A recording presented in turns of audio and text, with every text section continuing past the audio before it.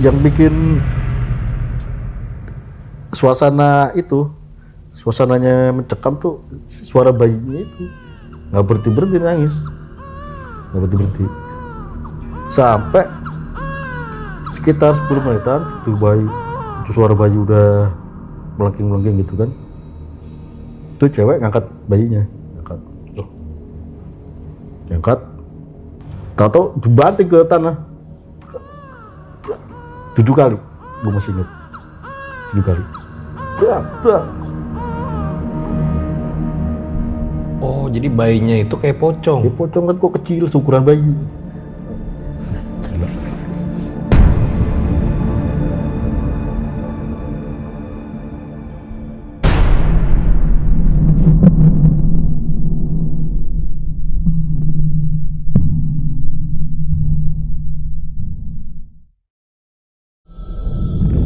Om Mamat, obrolan malam Jumat. Kembali lagi bersama gue Fajar Aditya. Kali ini di Om Mamat season 3. Kamu yang takut atau mereka yang lari?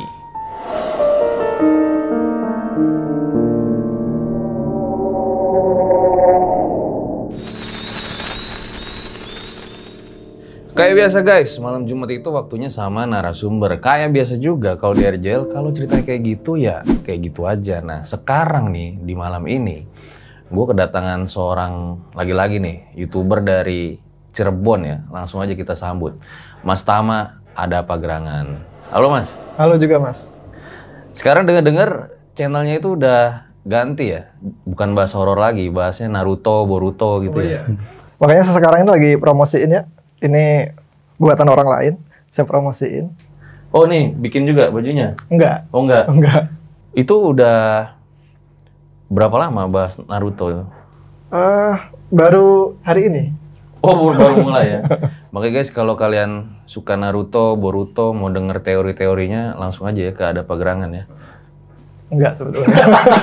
Enggak, dia masih channel horor ya. Total udah berapa lama sih Mas Tama tuh bikin Ada Pagerangan? Ada Pagerangan mulai dari tahun 2019. Kayaknya ya. 2020 ya. Gimana nih? Lupa ya? Oke. Kenapa kok suka bahas horor gitu? Bahas horor yang pertama karena saya belum pernah ngalamin langsung, jadi kayak cerita-cerita begitu tuh menarik ya. Jadi seolah-olah menghayal gitu kan ya. Seolah menghayal, oh ada ini, ada itu. Sementara saya sendiri belum pernah menyaksikan. Oh belum pernah? Belum pernah sama sekali. Pengen nggak? Semoga sih nggak ya. Pengen denger cerita-cerita aja tapi jangan sampai lah. Oke. Nah, kenapa nggak ini aja diminta bukain misalnya Mas Ube gitu? Bang Ube ya? Iya. Buka mata batin, katanya kan Bang Ube bisa ya? Bisa, buka doang. Bisa buka. Tutup sendiri ya. Bahaya. Nah malam ini gue kedatangan juga nih, kalau udah ada Bang Tama pasti udah ada juga Bang Ube nih, langsung aja kita sambut. Halo Bang Ube. Halo. Ini mau cerita yang mana lagi nih? Karena biasanya cerita Bang Ube itu pasti ada aja deh yang plot twist atau aneh-anehnya. Kali ini katanya di Gunung Lawu ya Bang? Iya, Lawu. Ini tahun berapa nih? 2010. 2010? Katanya naik sama si Doi ya? Doi. Kok malah horor? Ya mungkin karena Doi. Salah ya? Iya. Gimana nih? Emang bukan gue juga yang mau. Siapa juga yang mau kan? Katanya digangguin atau diikutin terus gitu ya sama sosok ibu-ibu yang bawa bayi. Ya sosoknya sih cewek. Gak tahu dia ibu-ibu apa mas perawat, gue gak tahu deh. Tapi bawa bayi? Bawa bayi. Itu kayak di film Susana gitu? Beda. Susana kan sewaan bayi. Iya sih. Nggak tahu gue.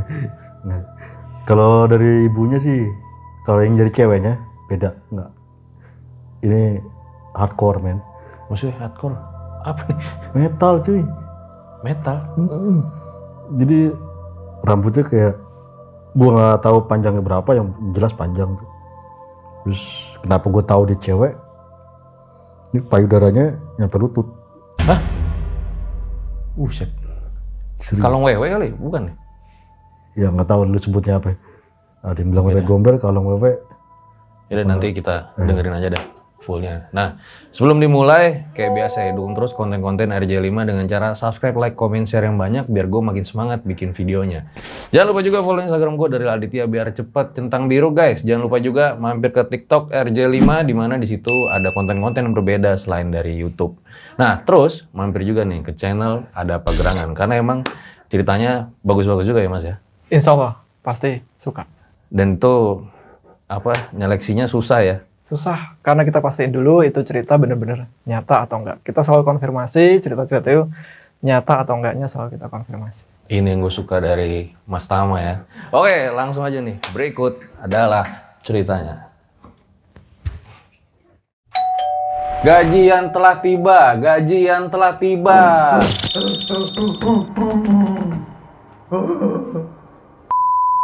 Nah guys, karena waktu gajian tinggal dikit lagi buat kalian yang lagi pengen beli barang-barang elektronik kayak handphone, laptop, atau mungkin fashion ya, baju, celana, dan peralatan dapur atau mungkin peralatan-peralatan yang lainnya.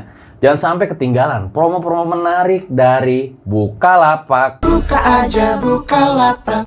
Yang pertama lagi ada bobol gercep nih, dimana semuanya itu bakal jadi keren. Terus juga ada potongan sampai dengan 1,5 juta. Jangan sampai kelewatan masa periode promo dari tanggal 21 Juni sampai 30 Juni. Langsung aja guys, kalian download dan buka aplikasi Bukalapak. Jangan sampai ketinggalan promo menarik ini.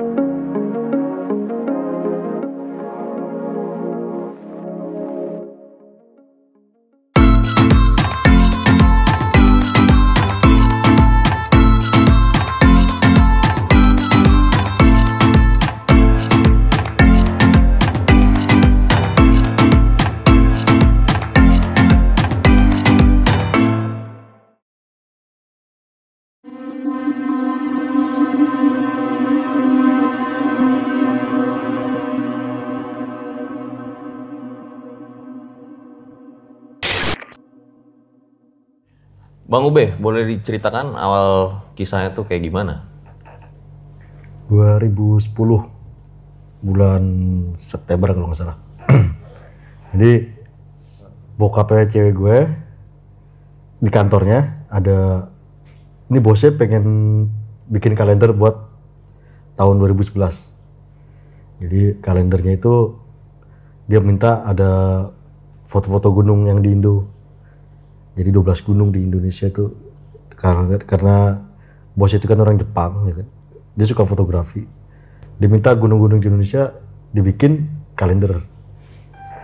Waktu itu udah open tender, ya kan? Udah open tender, banyak fotografer yang mau.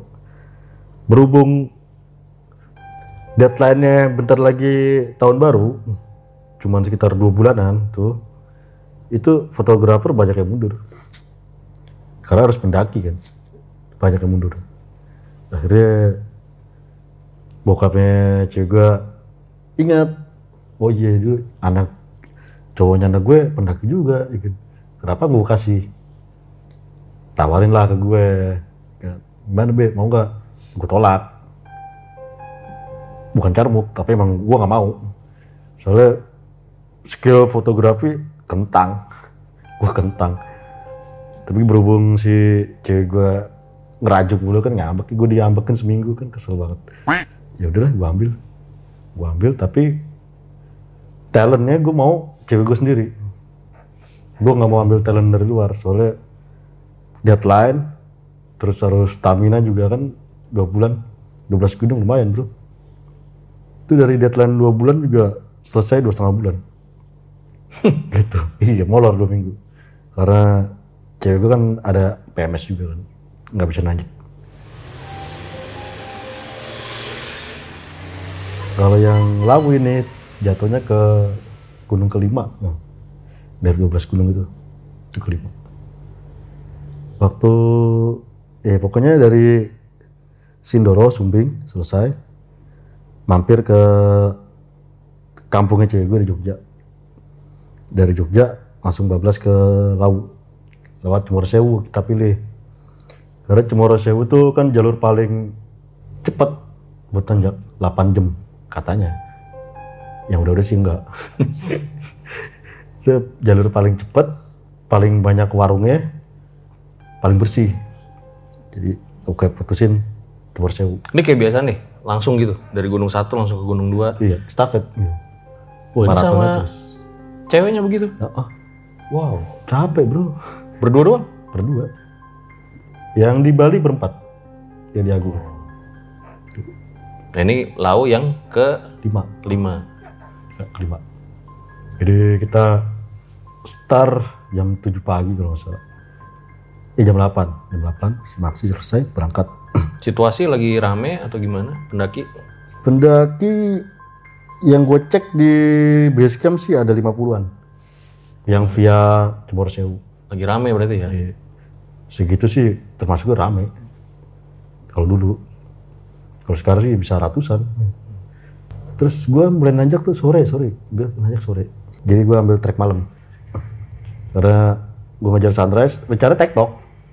Jadi gue malam naik sampai atas sunrise, dapat turun lagi.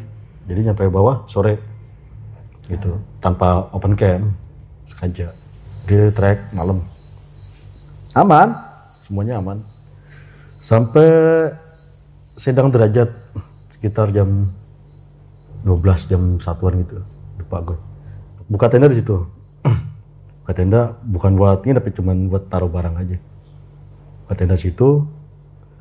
Emang sengaja nggak ke Boyem. Soalnya ngeliat dari daftar itunya kan rame udah pasti di sana semua. Nggak kebagian tempat gue. Boyem juga dulu yang buat nginepnya belum segede sekarang. Sekarang kan udah 2 kali lipat gede. Kalau dulu belum. Ya udah, jadi camp di Sedang Derajat. Dari Sedang Derajat ke puncak kan cuman 20 sampai 30 menitan. Tuh. Jam 1-an nyampe sana buka tenda, nggak tidur. Ngopi-ngopi aja, ngobrol, sambil istirahat. Kalau tidur takut bablas, ya kan. Jam 3:30 mulai trek, nanjak. Karena gue harus cari spot yang enak dulu dong. Nggak mau keduluan pendaki gue. Tuh mulai nanjak. Kira-kira 10 menit sebelum puncak. Itu kayak ada ini. Gue ngeliat center di puncak. Pikir gue, wah banyak pendaki yang udah nyampe. Jam segini kok udah banyak. Apalagi pada ngebet kali ya ngeliat puncak. Cewek gue bilang, puncak rame ya? Tumben? Nggak tahu. Lagi pada ngebet kali naik puncak. Terus jalan lagi. Serang 5 menit sebelum puncak, suara rame di atas puncak. Kayak orang lagi di puncak lagi bercanda-bercanda gitu kan sama pendaki. Cewek gue bilang, iya rame nih di atas. Tuh banyak suara itu rame, lagi pada bercanda. Ya, udah jalan. Saya puncak kosong, nggak ada orang. Nggak ada orang sama sekali. Jadi gue sama cewek gue orang pertama yang di situ. Cewek gue nanya, terus tadi suara-suara itu apa? Ya gue bilang ya mungkin suara angin kali. Iya kalau suara angin masih masuk akal. Kalau senternya? Iya ya. Iya ya. Senter masa gue halu berjamaah dong kita berdua. Enggak, kayaknya itu Om Sai. Om Sai apaan bang? Om Sai apaan?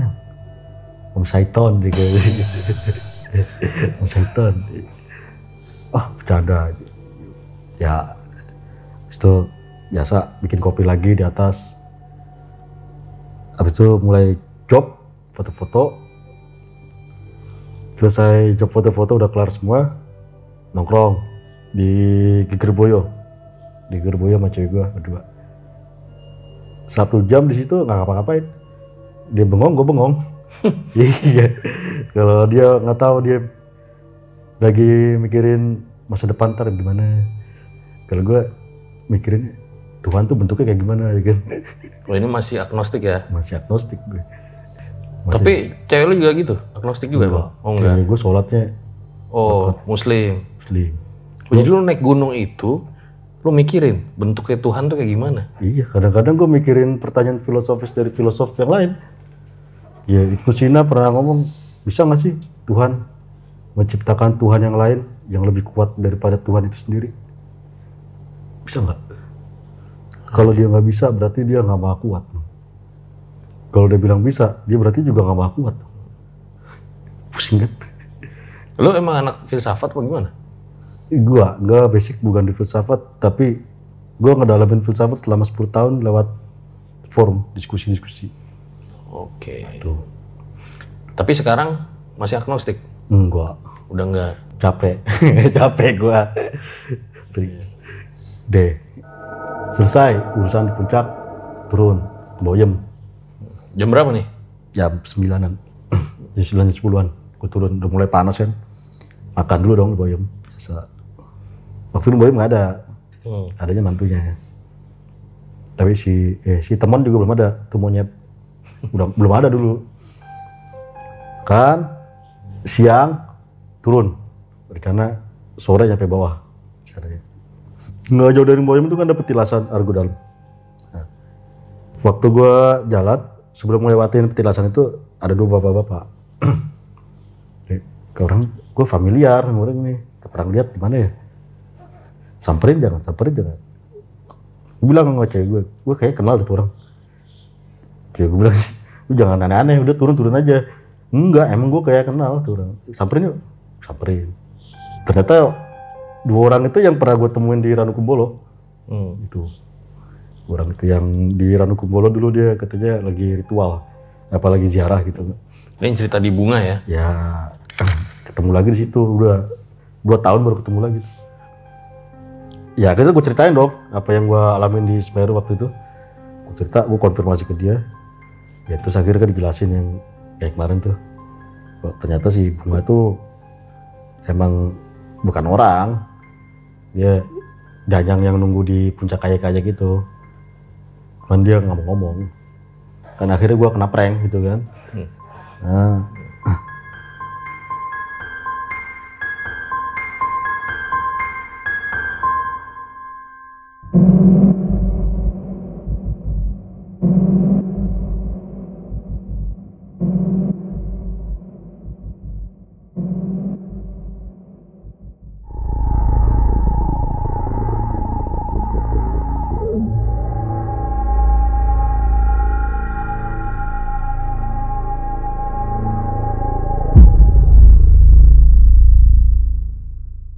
waktu itu dia naik via Tambak kalau nggak salah.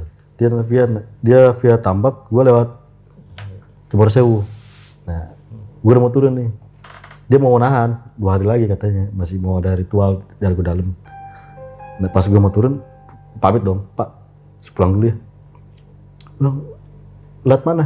Cemoro Sewu. Ayo bareng. Loh, kok bareng? Kan situ lewatnya Tambak, beda jalur. Enggak, saya mau ke Jorotundo sekalian. Ngapain Pak? Kemarin naruh botol di sana, nampung air. Mas sekarang mau diambil. Oh, ya udah bareng. Sampai Sedang Derajat packing. Udah, turun. Jam 2-an. Udah turun. Sampai setengah jam tuh udah sampai Jorotundo. Dari Sedang Derajat ke Jorotundo kan dekat. Udah sampai Jorotundo. Nah, 2 bapak-bapak ini ngajak turun yuk.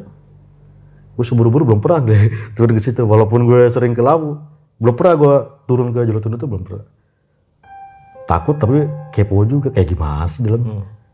Ya mumpung ada yang ngerti nih, ikut ah. Gue ikut. Ternyata dalamnya nggak sesuai ekspektasi. Apa tuh bang? Ya cuman kayak sumur, ada gua kecil. Terus airnya tuh cuma netes lewat paralon gitu. Airnya butek. Banyak yang nampung air situ, udah banyak. Tapi butek tuh warnanya. Butek air. Kayak air tanah gitu lah. Deh. Naik. Tuh dia dapat 4 botol. 4 botol. Yang 2 dikasih gua sama cewek gua, di satu. Yang 2 dibawa dia. Gua tanya ini buat apaan? Ya buat diminum namanya air. Ya bener sih. Air buat minum. Tapi kenapa kok harus air ini? Kenapa nggak di Sedang Derajat yang ada airnya? Ya nggak apa-apa, bawa aja. Kali aja ntar kehabisan air kan bisa minum. Ya udah. Turun. Pamitan, pisah, turun. Pos 4. Aman, nggak ada apa-apa tuh. Mau masuk pos 3. Tuh. Udah masuk maghrib. Gue udah Kita break bentar, gue siapin center, cewek gue persiapan sholat kan, gue persiapan buat trek malamnya. Nah, waktu cewek gue mau sholat, tuh gue kayak ngeliat bayangan doang ya, siluet gitu, dari arah atas turun ke bawah, kecemut, itu apaan nih? Kan gue spontan, apaan nih? Kayak ada yang lewat. Wah, nggak ada apa-apa kali, jalan aja. Cewek gue sholat, gue nggak. Ya gue nungguin dia sholat aja sambil kerokok gitu. Terus kalau gue tanya cewek gue tersinggung. Lu ngapain sholat? Gitu kan? Udah. Abis maghrib itu gue tahan dulu, gue hold. Tahan dulu. Terus habis suasana maghrib baru turun deh. Masuk isya lah baru turun. Ya, ngerokok, cewek gue udah persiapan packing, gue sambil ngeliatin pohon-pohon. 15 menit turun. Nah, mau masuk pos 3 kan cewek gue di belakang gue waktu turun, gue di depan. Gue dengar suara bayi nangis, ya ada suara orok bayi. Cewek gue nanya, denger gak? Ya gue sih belum takut, waktu itu belum takut. Cuman gue bercandain aja juga. Ayo, suara apa? Suara bayi. Iya sih, bener. Iya. Terus gimana? Gak apa kan? Gak apa-apa, jalan aja. Jalan. Tuh turun, dapat berapa menit gitu. Dengar lagi suara bayi. Kita berhenti, stop dulu. Wah, ini kok ada lagi suaranya. Dimin dulu deh. Sampai lama-lama tuh suara hilang sendiri, udah gue turun lagi. Udah aman, turun. Suara lagi, cuman lagi ini agak lama. Posisinya suaranya ada aja di bawah, gue lagi di atas. Lama-lama suaranya hilang. Jadi gue jalan lagi sampai gue di titik spot itu, titik suara bayi yang tadi gue dengar. Gue yakin tuh titiknya di situ. Terus suaranya hilang, nggak ada. Terus waktu itu si Dian nanya apa ya, mau ngecamp apa turun apa bablas? Bilang bablas aja, masih jam segini. Ya jalan turun pos 3 5 menit sebelum pos 3 tuh gue ke si Dian nih, yang peka kan Dian. Gue sebenarnya nggak peka amat. Setan juga malas sama gue kali. Dian dengar suara bayi lagi, tapi di depan. Yang si Dian lihat tuh ada bayi, ada cewek pegang orok yang bayi. Gue belum lihat. Si Dian bilang, itu ada ini. Gue masih gak percaya orang gue ngeliat. Ya pas gue kucek-kucek mata, bener ada. Loh, tadi nggak ada, kok jadi ada. Di mananya tuh? Dia ada sebelah kiri jalur. Ada sebelah kiri jalur. Itu jaraknya sekitar. Berarti di antara pohon-pohon? Enggak. Dia di kiri jalur pas. Oh. Sekitar 4-6 meteran jaraknya. Iya, ituan headlamp lah. Yang lo lihat gimana tuh? Cewek. Gue tahu dia cewek karena emang lihat payudaranya kan Pamela Anderson kalah kali. Gede, sampai selutut. Payudaranya sampai selutut, rambutnya nggak kelihatan, nggak jelas. Terus dari aroma, baunya busuk. Terus si cewek itu bawa bayi? Bawa bayi. Nah, lagi gendong bayi gini. Tuh, tadinya gue nggak tahu kalau yang digendong bayi itu bayi. Si Dian bilang yang putih-putih itu apa? Wih, kayak pocong tapi putih, tapi kok kecil. Oh, jadi bayinya itu kayak pocong? Ya pocong kan kok kecil, seukuran bayi. Tapi dia diem aja. Suara bayi itu udah nggak ada, tapi penampakan masih ada di situ. Cewek sama bayi itu masih ada. Cuman ngeliatin tanah gitu, Ya kan gue di atas sekitar 4 meter 5 meteran. Si Dian udah ketakutan, si cewek gue udah megangin jaket gue, ngeremes. Terus ya aduh, turun gak nih? Apa bablasnya? Apa stop dulu? Turun aja lah. Lewat, nggak ada apa-apa, cuma baunya anjir, busuk gitu. Nggak ada apa-apa emang. Pas gue nengok ke belakang udah nggak ada, aman. Si Dian kan jalan sambil merem matanya. Udah nggak ada apa-apa, udah lewat, udah jalan lagi. Ini camp di sini apa mau lanjut nih? Lanjut aja lah, langsung sampai mobil, tidur di mobil. Ya udah turun. Pos pertengahan pos 2 habis tikungan mau turun itu ada lagi nongol lagi dia. Itu adanya di sebelah kiri juga, masih sebelah kiri, bayinya masih nangis. Suara bayi baru lahir gimana sih kayak gitu, sambil pelan-pelan jalan. Si Dian mungkin udah baca yang aneh-aneh, bacaan satu juz kelar kali sama dia. Jadi gue ya gue sama masih pakai mantra-mantra gue gitu kan. Gue turun, pengalaman yang udah gue lewat biasa aja, nggak ada gangguan apa-apa. Tapi yang ini beda. Begitu udah di pas depan dia, ini gua, ini Dian, dia megang keril gua. Jadi jarak gua sama dia sekitar setengah meteran. Turun. Nah, pas kelewatin, ini lu kenapa kan di sini? Tadinya diem aja. Waktu dia ada di tengah-tengah di antara kita nih, tengah-tengah. Itu cewek bukanya langsung ngedeketin Dian.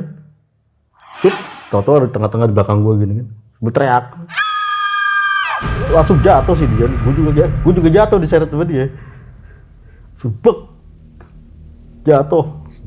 Maksudnya teriak di tengah-tengah Bang Ube? Iya, ini gue, ini Dian, udah lagi megang keril gue, ini tengah-tengah. Antara masih inget teriakannya kayak gimana? Lebih ke jeritan sih, lebih kayak orang ngejerit gitu, lebih kayak gitu. Jerit, tapi nggak terlalu kencang, tapi di kuping sakit. Gue masih ngerasain sakitnya, masih inget. Si Dian sampai jatuh, dari dia berdiri sampai jatuh, saking kagetnya. Itu buat dia berdiri lagi itu agak susah tadi. Habis diri itu Dian jatuh, gue ikut jatuh, otomatis gue nengok si cewek gue dong, takut cewek kenapa-napa. Pas gue nengok udah nggak ada. Nah, ya gue langsung samperin cewek gue pegang, udah nggak ada apa-apa, nggak ada. Dia udah buka mata, udah tahu udah kalau udah nggak, tapi belum bisa bergerak. Itu kaki udah kayak dicor, susah buat berdiri. 5 menit baru bisa normal lagi jalan. Itu juga bisa jalan, cuma jalannya nggak normal, pelan banget, kayak orang sakit. Sambil gemeter lah kali ya? Iya mungkin, pelan banget. Pos 2 lewat, gue break dulu di pos 2 bikin minuman sambil nenangin ini kan. Si Dian kan masih, gue takutnya bukan apa, takut si Dian kesurupan doang kan. Gue nggak bisa nanganin yang kayak gitu-gitu. Gue pastiin si Dian udah aman, nggak ada apa-apa. Itu masuk jam 8 kalau nggak salah. Si Dian mau sholat, nggak boleh sama gue. Ntar aja di masjid, kan di basecamp ada masjid, nanti aja di masjid di bawah, biar yang penting kita turun dulu nyampe bawah. Udah jalan lagi. Pos 1 aman. Gue udah seneng sama si dia. Bentar lagi nyampe, buruan ya, kencengin. Nah, masuk gigi 1, turun. Sebelum pos 1 nongol lagi, jaraknya 4-6 meter sama. Tapi sekarang bukan di pinggir jalur, di tengah-tengah jalur. Gue nggak bisa lewat. Dengan penampakan yang sama? Sama. Bayinya masih, tuh orok masih nangis nggak karuan gitu. Seperti pocong ya. Oroknya. Ya, si Dian matanya udah, kepalanya kan udah ngumpet, nggak mau ngeliat saking takutnya. Itu dia juga ngeliat yang sama, percis. Sama. Makanya waktu dibawa, gue konfirmasi lagi ke dia kan. Itu dia udah nggak bisa bergerak. Gue ajak, gue tarik buat jalan nggak bisa. Tapi mukanya lihat ya, mukanya. Lihat, Mukanya gimana? mukanya ya gelap gitu kan. Cuman matanya doang putih. Bola matanya putih. Terus kayak kalau badan sih kayak ada koreng-koreng gitu. Ya ciri khas makhluk gaib lah yang jelek-jelek gitu. Tapi serem sih. Itu ada sekitar 4 meteran di depan gue, di tengah jalur tadi. Nah, kalau yang tadi bisa gue lewatin, sekarang gue bingung kalau di tengah-tengah harus gimana kan. Si Jan gue ajak jalan tipis-tipis ya, pelan-pelan, nggak bisa bergerak. Yang bikin suasananya mencekam tuh suara bayinya itu nggak berhenti nangis, nggak berhenti. Sampai sekitar 10 menitan itu suara bayi udah melengking gitu kan. Itu cewek ngangkat bayinya, ngangkat.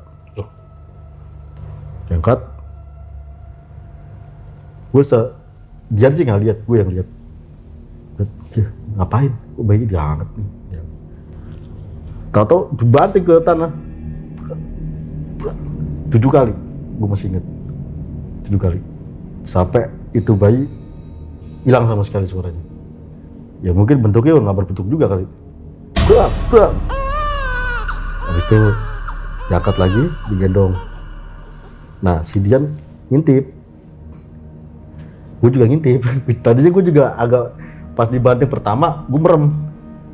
Kan, udah selesai, gue ngintip dikit. Nah, si Dian juga ngintip.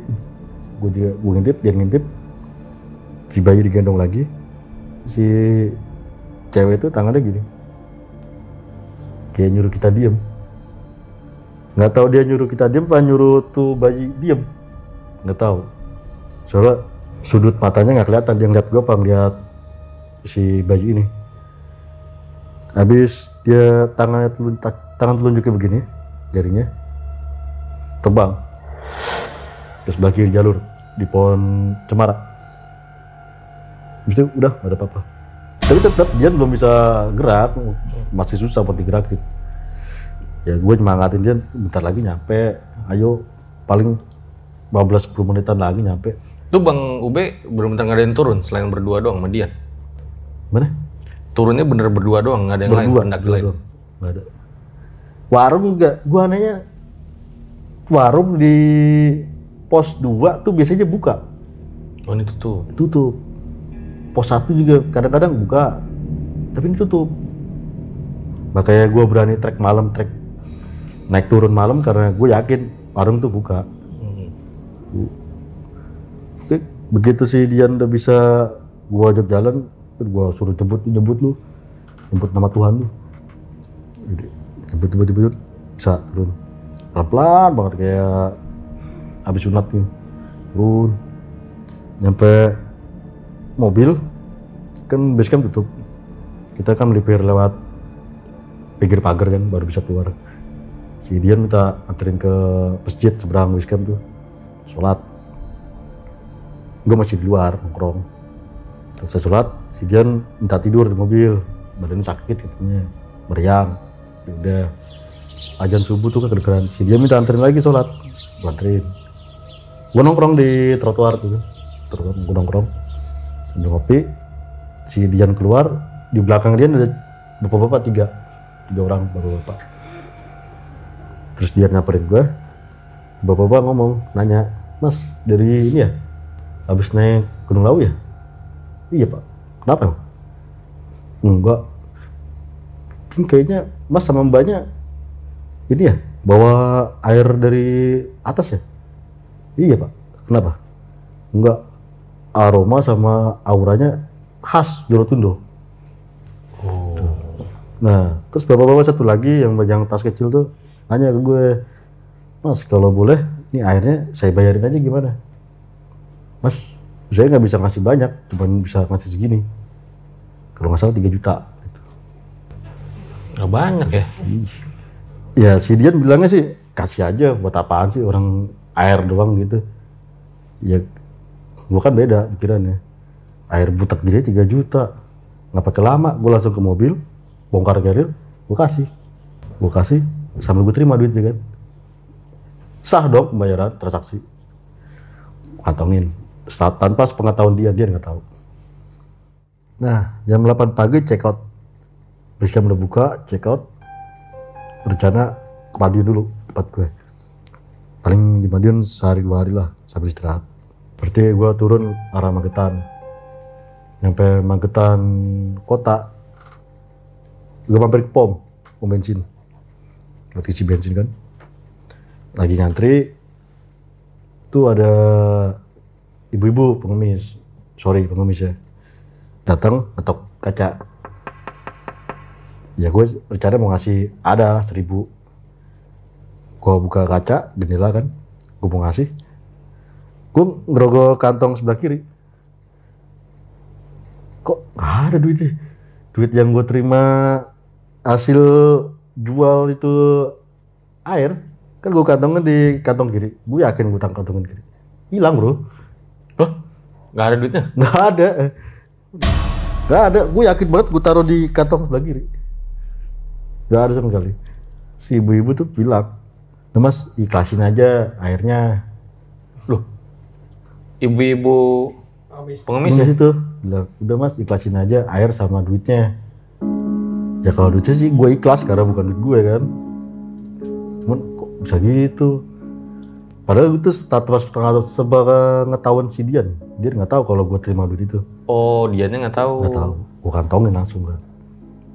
Nah, waktu di pom bensin ketemu ibu itu, gue mau ngasih duit 1.000, malah ngecek kantong kiri gue hilang tuh duit. Niat lu karena 1.000 kali bang? Iya. Coba 100.000. Yakin. Gue yakin banget gue taruh kantong kiri. Soalnya gue nggak pernah bawa dompet. Dompet tuh selalu gue taruh tas. Males kan, ganjel. Makanya kalau duit selalu gue kantongin. Pas gue mau ngasih, kok nggak ada duit gue. Anjir, ini kalau ketemu yang 2 bapak-bapak itu pasti ada aja misterinya ya. Nah itu misterinya sampai sekarang gue nggak pernah ketemu dia lagi. Terakhir berarti di Lau tuh? Lau. Itu gue cuman ketemu 2 kali doang. Itu pengemisnya kayak gimana bang? Biasa kayak ibu-ibu. Ya pengemis gimana sih? Lebih misteri lagi, ikhlasin aja akhirnya. Lu tau dari mana? Ya enggak. Ya mungkin itu ibu-ibu yang di atas aja kali. Yang mana? Yang di atas. Ya bawa bayi kali. Bisa jadi kan. Emang ada bayinya? Hah? Ada bayinya? Enggak ada. Ya mungkin bisa jadi kan. Ya kan kemungkinan selalu terbuka. Iya. Tapi gue nggak tahu, nggak mau tahu, nggak cari tahu juga. Gitu. Ya, deh, ngubah. Selesai, gue diem sama si Dian, pulang ke Madiun. Bete tuh duit 3 juta hilang. Gue bete kan, bete. Baru gue cerita ke dia, bete aja sih. Kalau bete banget kan masuk neraka, ya kan. Terus gue cerita ke dia. Tadi duit yang dapat dari air tuh gue kantongin, terus dari pom bensin hilang. Lu sih malah gue domelin bro. Dibilang itu jangan dijual, kasih aja, orang air begitu doang ngapain sih. Oh, cewek lu bilang kasih aja, jangan Kasih dibeli aja. Ya mungkin cewek gue ikhlas, gue nggak ikhlas kali ya. Ya gimana ya, orang bawa turunnya juga perjuangannya lumayan bro. Ya gue sih dari waktu itu nggak pernah kepikiran, oh mungkin gue diganggu karena bawa air itu, nggak ada kepikiran ke situ. Pas udah selesai pendakian itu, baru gue kan review perjalanan gue kesini. Gue runut ceritanya, gue tanya ke Dian juga kayak gini. Baru gue tarik kesimpulan, bisa jadi terbuka kemungkinan mungkin gara-gara itu kali, gara-gara air itu kali. Bisa jadi. Tertarik dia. Ya, bisa jadi, bisa enggak kan? Iya, iya sih. Ya buat lebih jelasnya tanya detektif gaib di kolom komentar aja. Yuk, coba nanti dari 10.000 ya dipilih bang ya. Yang mana yang mendekat? Diskon dikit kali. Nah setelah itu nggak ada kejadian apa-apa lagi? Enggak ada. Apa lu nemu duit lagi? Enggak ada. Malah Bayi sedengar suara nangis lagi? itu abis itu nggak ada. Gue pendakian gue selanjutnya nggak ada yang aneh-aneh. Malah terakhir tuh di Agung, Bali. Nah itu terakhir. Baru ketemu yang aneh-aneh lagi. Jadi dari 12 gunung itu cuman 4 yang ketemu yang aneh-aneh. Sisanya malah yang 8 normal, nggak ada apa-apa. Gitu. Oke deh, nanti bakal banyak pertanyaan di closing.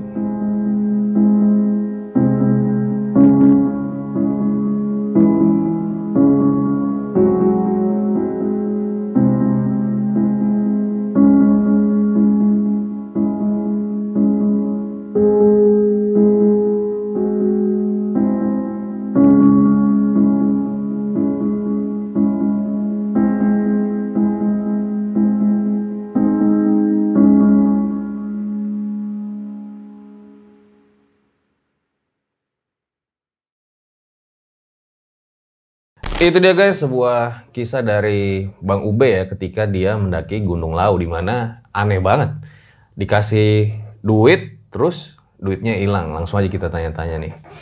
Sebenarnya duitnya waktu itu mau dipakai buat apa, Mas Tama ya? Tahun 2010 duit segitu lumayan ya buat Beli action figure ya? Nah, Kakasih ya? Nggak jadi dong? Naruto belum ada kali, udah ada belum sih? Naruto? udah dong. Udah. Kalau nggak buat beli BB tuh. Ya lu ibu dia otaku sih susah. 2010 banyak itu, 3 juta lumayan ya maksudnya. Itu udah banyak. Dapat BlackBerry yang Touchscreen. itu ya, Onyx gituan kalau nggak salah ya. Tapi buat pendaki gak kepake itu. Iya sih. Pendaki lebih suka Nokia 8310 yang ada senternya. Iya.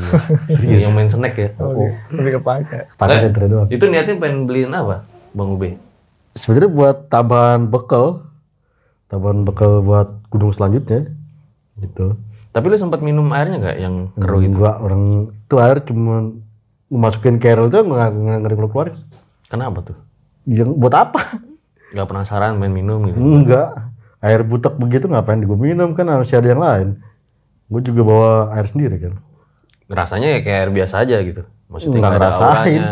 Nggak, maksudnya nggak ada auranya. Nggak ada. Mungkin kalau yang lihat orang yang punya ini bisa jadi. Kalau gua ngeliat sih nggak ada. Sama Dian juga biasa-biasa aja. Biasa. Ini udah mendaki Gunung Lau berapa kali sebelum kejadian ini? Sebelum kejadian ini berarti 2010 ya? 2010 tuh ke Lau berarti udah 20-an, sekitar 20-an. Berapa? 20-an. 20-an? Waduh. Iya. Tuh Ceto juga masih jarang Ceto. Ini menarik juga nih Bang, mungkin banyak yang nanya ya, kan di video pertama itu Bang Ube bilang bukan indigo, bukan keturunan, nggak ada yang ngikutin juga. Kenapa suka lihat hantu gitu? Pernah dibuka nggak sih kayak mata batinnya? Pernah Bro, gue masih inget. Tahun berapa dibuka? Di Arjuna. Di Arjuna Di bukan? Arjuna gue. Tahun berapa tuh? 2008. Yang gue cerita ke lu kan. 2008 itu gue naik, gue pertama solo Arjuna. Gak lama cewek gue nyusul ke Arjuna. Nah dari Arjuna gue lanjut ke Bali, Agung. Terus pisah sama cewek gue kan. Cewek gue pulang ke Bandung. Gue bablas naik Vespa kan gue ke Semeru. Nah ke Semeru itu kejadian si Bunga. Setelah dibuka mata batinnya? Udah ditutup lagi sebenarnya. Ditutup lagi. Jadi gue di Arjuna tuh di base camp lagi pada ngobrol, ranger gitu, lagi ngobrol sama orang-orang lokal, ngobrol gini-gini, kayak bisnis gitu deh. Gue kan agak kepo dikit. Bener nggak sih gue seumur-umur kayaknya belum nggak pernah tuh pengen sengaja ngeliat gitu. Berarti sebelum 2008 nggak pernah ngalamin horor? Pernah, cuman ngeliatnya tuh nggak sengaja. Gue sekali-kali pengen dong ngeliat yang gue sengaja nih, pengen lihat di sini ada apa, di sini. Dibukain tuh sama dia, ceter. Horor lah pendakian gue jadinya. Tapi waktu turun tutup lagi katanya tutup lagi. Tapi setelah itu jadi, oh ya kan 2003 yang Willis juga udah horor. Udah. Tapi setelah itu mungkin frekuensinya jadi lebih banyak apa gimana? Apa biasa aja? Sampai 2000 Setelah 2008 dibuka itu. Pokoknya sampai 2016 tuh lumayan banyak. Jadi lumayan banyak Lumayan dari intens. sebelum-sebelumnya. Gue 2016 ke atas enggak, malah udah jarang. Oh, bisa jadi mungkin ya. Bisa jadi, bisa enggak. Gue sih percayanya enggak. Tapi sampai hari ini masih ngalamin horor. Sampai hari ini. Yang enggak juga. Enggak juga. Ya cuman sekarang sekelibat gitu. Ya udahlah. Mata batinnya dibuka. Mata hatinya enggak. Enggak kayaknya. Mata rahim kayaknya. Kalau Mas Tama mau dibuka mata batinnya. Wah, enggak deh kayaknya. Udah. Kalau mau di sini Jaing bisa. Mau dibuka nggak? Mau lihat di sini ada hantu-hantu apa? Jai, coba buka Jai. Buka apa? Mau nggak Mas? Hah? Mata batinnya Mas. Wah, janganlah. Hah? Nanti saya nggak berani baca lagi nanti. Baca apa deh? Banyak cerita dong. Nggak masalah, Jaing juga nggak bisa. Oh, Iya. Bang, ini mungkin pertanyaan terakhir ya. Dari tadi kan Abang udah beberapa kali di RJL cerita tentang agnostik juga. Berarti sekarang udah nggak agnostik lagi? Udah enggak karena capek. Bang Ube nggak percaya Tuhan berarti saat itu? Percaya Tuhan. Oh, percaya? Gue agnostis bukan ateis. Gue percaya Tuhan, gue percaya makhluk-makhluk gaib itu gue percaya dia ada, eksistensinya ada, pernah gue lihat juga, pernah gue sentuh juga. Ya, tapi gue mikirnya itu ya anggap aja itu dari dunia paralel apa dari mana, alien apa gimana gitu. Jadi nggak terlalu gue pusingin. Nah, sedangkan buat Tuhan gue percaya. Mau gimana juga alam semesta tercipta juga karena ada penciptanya kan. Pasti ada variabel tunggal di belakangnya. Ada yang create. Kan nggak mungkin langsung tahu-tahu ada. Tapi gue nggak percaya sama agama-agamanya. Oh. Gue nerima Tuhan apa adanya, gue terima semuanya. Tapi gue menolak semua agama Pada saat itu? pada saat itu. Sekarang udah enggak? Sekarang nggak. Oke. Nggak, sekarang. Apa yang Nggak bikin terpaksa. berubah? Karena mau nikah. Hah? Mau kok mau nikah? Kenapa? Berubahnya? Mau nikah, gue dengernya mau nikah siapa ya gue bilang. Iya terpaksa karena nikah juga sih. Ya karena enggak, lebih ke capek aja sebenarnya. Percuma, ya gue pikir-pikir unfaedah juga gue yang mikirin kayak gitu-gitu. Apa juga mikirin pertanyaan orang lain yang dia sendiri nggak bisa jawab. Ya ini baik-baik lagi ya ke masing-masing ya Iya. maksudnya. Oke, nah jadi rasa penasaran kita sudah terjawab nih guys. Oke, gue rasa cukup demikian ya episode pada kali ini. Makasih banget Bang Ube, Mas Tama jauh-jauh dari Konoha ya. Sunda Empire. Dari Sunda Empire. Oh, Sunda Empire. Iya. Besok kita bahas itu ya. Boleh. Sunda Empire. Ayo. Siapa itunya? Jenderal siapa? Itu ya? Kan udah pindah ke lu, Bang. Enggak, siapa? Lord Rangga. Lord. Lord Tangga. Itu levelnya udah Lord Bang. Jadi narasumber sini. Sudah Lord susah diundang. Pasti mau dia. Pasti mau. Harusnya yang bawahnya di bawah Lord. Coba dia lu undang ke sini, lu suruh ceritain soal elit global, ya kan? Terus konspirasi teori Illuminati, Ya. terus Freemason, wah pas ya pasti dia. Terus suruh ngobrolnya sama Jaing ya. Cocok tuh kayaknya tuh. Iya iya. Oh iya. Oke, thank you sekali lagi nih udah mampir ke RJL. Ambil baiknya, buang buruknya. Dengan adanya kisah-kisah seperti ini jangan malah menjadikan kalian takut, akan tetapi kalian harus semakin yakin dan percaya dengan kebesarannya. Gue Fajar Aditya, RJ5 undur diri. Ciao.